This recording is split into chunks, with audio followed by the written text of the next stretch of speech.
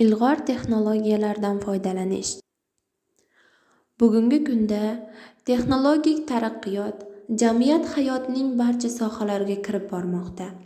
Ilg'or texnologiyalar inson faoliyatini yengillashtirish hamda tezlashtirish imkonini bermoqda.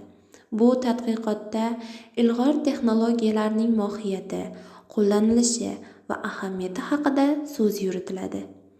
Ilg'or texnologiyalar bu zamonaviy ilm-fan yutuqlariga asoslangan, ilgari qo'llanilmagan yoki takomillashtirilgan texnik yechimlardir. Ular odatda quyidagi sohalarda qo'llaniladi: axborot texnologiyalari, avtomatlashtirish, sun'iy intellekt, tibbiyot texnikasi, ekologiya va muqobil energiyalardir.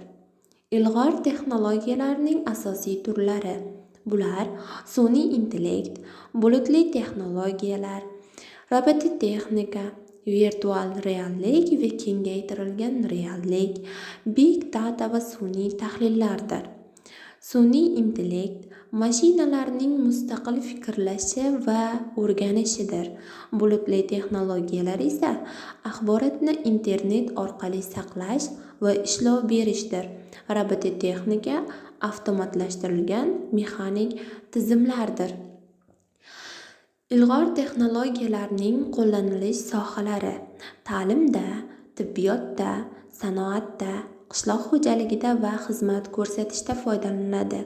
Ta'limda masofaviy o'qitish sun'iy intellekt asosidagi dars tizimlarida, tibbiyot robot assistentlar, telemeditsinada, sanoat avtomatlashtirilgan ishlab chiqarish liniyalari, qishloq xo'jaligi dronlar orqali, raqamli monitoringlar orqali, xizmat ko'rsatishda esa chatbotlar, aqlli to'lov xizmatlari orqali. Ilg'or texnologiyalarning afzalliklari: ish samaradorligi va aniqligi oshadi, inson omiliga bog'liq bo'lgan xatoliklar kamayadi, tezlik va qulaylikni ta'minlab beradi, resurslardan tejamkor foydalaniladi, innovatsion muhit shakllanib boradi. Ilg'or texnologiyalarning muammolar va xavf-xatar tomonlari esa ish o'rinlarining qisqarishiga olib keladi va maxfiylik va axborot xavfsizligi tahdidlari yuzaga keladi. Texnologiyalarga haddan ziyod bog'lanishlar, tabiiy resurslarga bo'lgan bosimlar kuchayib boradi, ya'ni elektron chiqindilar ko'payib ketadi. Ilg'or texnologiyalardan foydalanish zamonaviy taraqqiyotning ajralmas qismidir. Ular hayotni yengillashtiradi, ishlab chiqarishni samarali qiladi, xizmatlar sifatini oshiradi.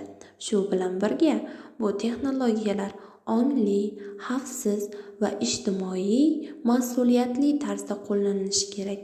Kelajakda texnologiyalar inson manfaatlariga xizmat qilishi uchun ulardan to'g'ri foydalanish asosiy shartdir.